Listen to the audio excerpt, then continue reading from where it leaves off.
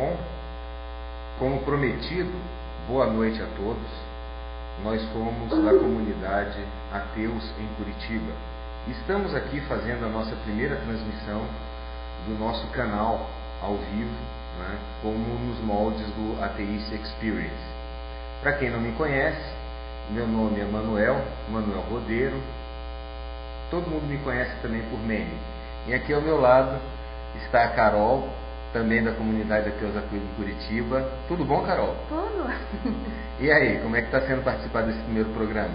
Nossa, uma grande honra representar a comunidade, representar o nosso grupo de ateus aqui. Espero que, né, ao longo da duração dele, né, a gente possa desenvolver um bom trabalho e honrar a toda essa produção que a Atheist Experience faz. Bom, antes de começar efetivamente, eu queria, em primeiro lugar, agradecer a todo mundo da comunidade que, de um jeito ou de outro, contribuiu para que essa ideia maluca que surgiu no final do ano passado, né, se concretizasse aqui e agora, né? Foram pessoas que contribuíram com tempo, com inteligência, com dedicação, com conhecimento, sem receber nada em troca, né? Mesmo que eu tivesse condições de pagar a essas pessoas, né, pelo seu trabalho, eu jamais poderia pagar pelo tempo, pelo carinho, pela dedicação que todos eles tiveram, né? Então, gente, muito obrigado mesmo a todos e a cada um, né? Mas para começar, eu queria dizer o seguinte: o nosso programa de hoje, ele é sobre o porquê eu não sou cristão, né? E seguindo essa linha, por que eu não sou cristão, eu queria perguntar para a Carol, né? É uma moça nova, bonita, né? Linda, de olhos verdes, para quem não está vendo aí, né? Carol, por que você não é cristã, Carol?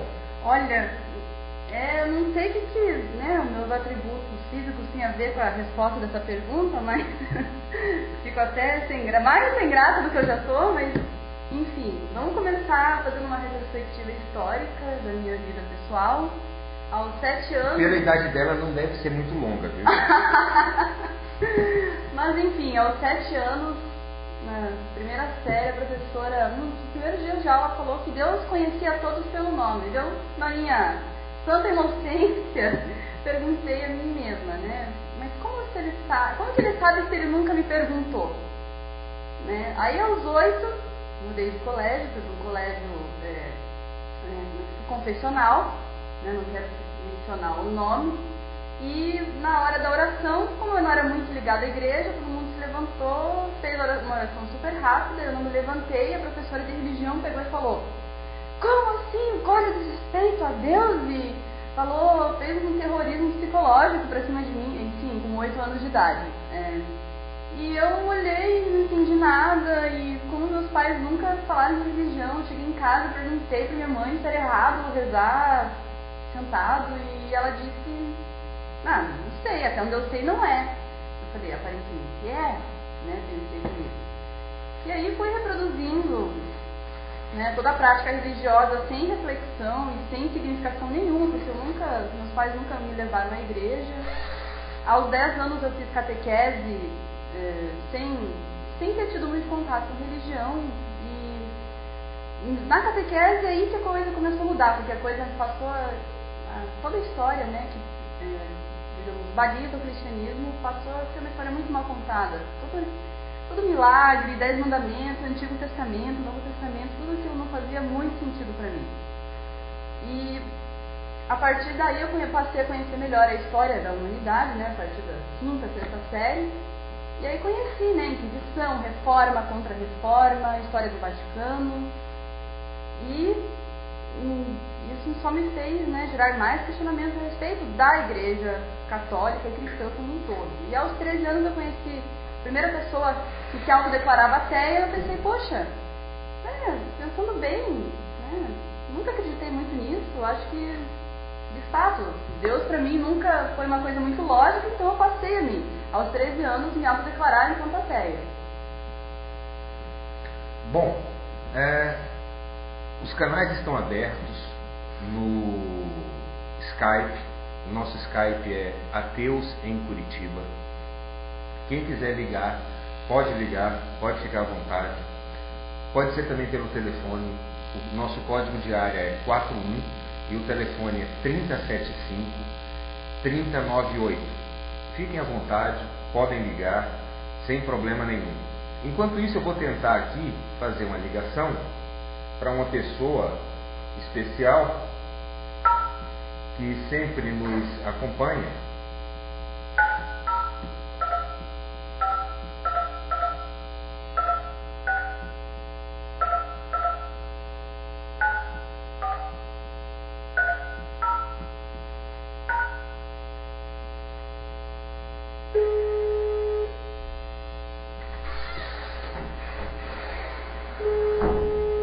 Espero que ele atenda, né?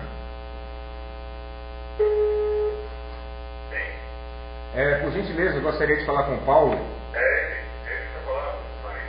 Paulo, tudo bom? Tudo bem. Quem está falando aqui é o Mene, da comunidade Ateus em Curitiba. Tudo bem, meu querido? Tudo bem. Para quem não sabe, quem está do outro lado da linha é o Paulo. Paulo, frases de camisetas, né, como normalmente as pessoas o reconhecem, na UNA. Aquele mesmo amigo simpático que fica fazendo aquelas camisetas maravilhosas, que me presenteou com uma recentemente, né, com a frase escrita: não sou ovelha para ter pastor, nem escravo para ter senhor, né? Paulo, seja bem-vindo, você é o nosso primeiro contato no programa, Paulo. Maravilha, maravilha. Né? Eu gostaria de começar, Paulo, perguntando para você o seguinte, meu querido: quem vê aquela sua foto, ali aquele avatar na UNA, né, vê um senhor de cavanhaque, né, um senhor distinto, bonito, né? Paulo, por que você não é cristão, Paulo? O que fez essa revolta toda com relação a Deus, Paulo? Obrigado pelo bonito, hein? Imagina o seguinte,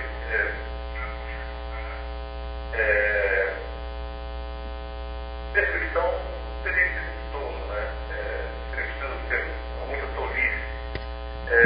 Imagina uma coisa,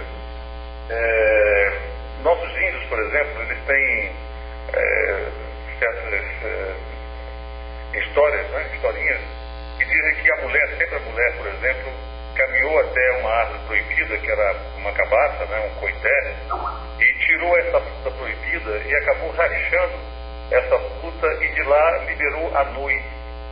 E daí todas os malefícios, como a caixa de Pandora e tal, de outras mitologias, se soltaram e o universo foi criado.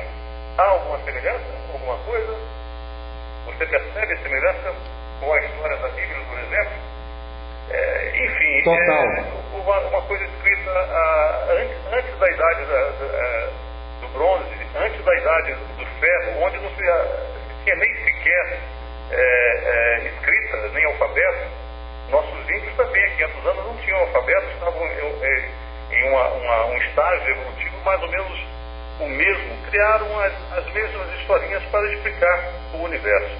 Acreditar nisso é ser muito tolo numa época em que não está mais no período em que os nossos índios se encontravam há 500 anos, porque hoje os índios não tem mais isso não, tem internet e estão evoluindo. E aqueles povos primitivos de uma era que já passou, tem que ser muito tolo para ser cristão, não precisa ser revoltado. Mas você tem certeza que você não é revoltado, Paulo? Como seria, rapaz, vivendo nesse belíssimo planetinha azul, perdido na imensidão do espaço, tendo uma vida só para aproveitar, sabendo que o período é curto? Como ser revoltado? Como ser infeliz? Tem que aproveitar o máximo possível. Pelo contrário, quando eu faço essas camisetas, muita gente me faz as perguntas: mas você é revoltado com Deus? Você é revoltado com as religiões? Não, eu faço essas camisetas e uso sempre essas camisetas, a não ser excepcionalmente quando eu sei que vou ser prejudicado com o uso delas, por alguma coisa de meu interesse, em alguma repartição pública, etc., onde se toca sempre com religiosos. Eu faço isso apenas porque é importante que se mostre, principalmente aos jovens, porque depois de uma certa idade você incrusta no cérebro algumas coisas, ou fica uma lavagem, tipo de lavagem cerebral, de onde é difícil sair. Eu, aos 16 anos de idade, em 1964, há 40 e tantos anos atrás, há 46 anos, eu ouvi pela primeira vez, eu já tinha terminado o ginásio, que era o primeiro, o segundo grau e tal, né? Eu já nunca tinha ouvido a frase Deus não existe. Quando eu ouvi isso a primeira vez de um cidadão culto que me disse isso, eu briguei com ele, aos 16 anos de idade.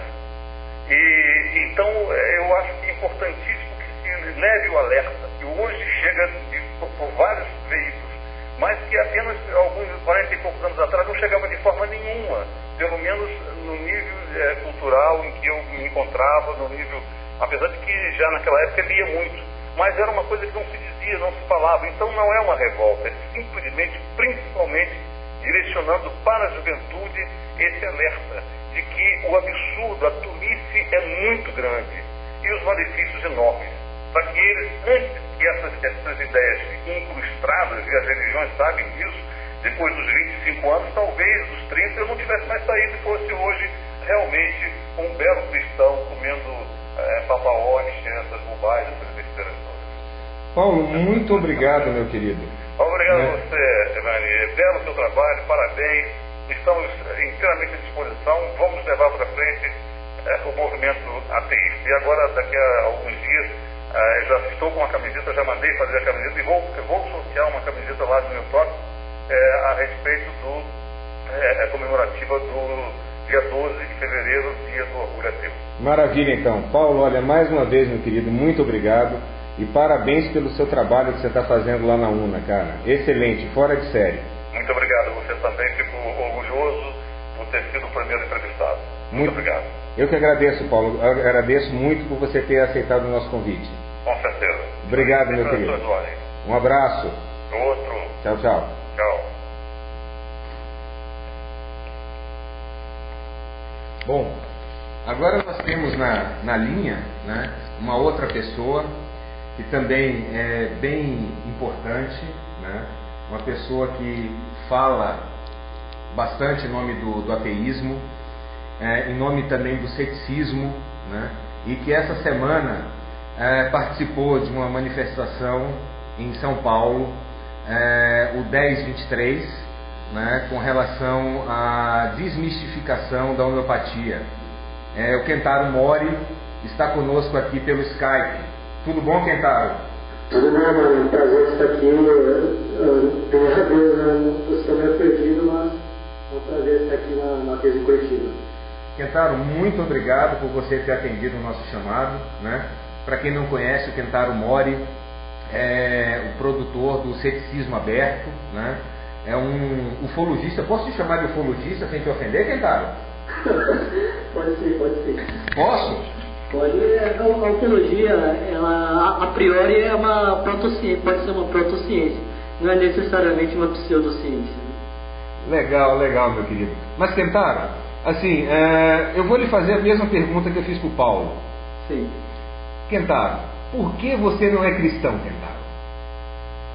Eu escutei aqui um pouco do depoimento do Paulo, que eu achei muito interessante. A minha história talvez seja diferente, muito diferente na verdade, porque eu tenho essa ascendência japonesa, eu tenho dupla nacionalidade, eu sou tanto japonês quanto brasileiro, e eu nasci como todo mundo nasce ateu. Só que a diferença é que a minha família era budista, e de uma vertente budista, que é como muitas vertentes budistas, que é ateísta, que não acredita em Deus, não venera nenhum Deus. Então eu nunca fui doutrinado a acreditar em Deus, exceto que eu já cursei algumas férias em um colégio de freiras, colégio de uma liga de senhoras católicas lá, mas fora isso, na minha própria família eu não senti nenhuma pressão, nenhuma doutrinação para ser ateu. Legal. E me diga uma coisa, como é que foi aquela manifestação ali do Ateus em Curitiba? A manifestação, a campanha contra a homeopatia, a campanha foi sensacional, foi um sucesso completo. A gente nem podia imaginar que chegaria nessa escala. No Brasil aqui foi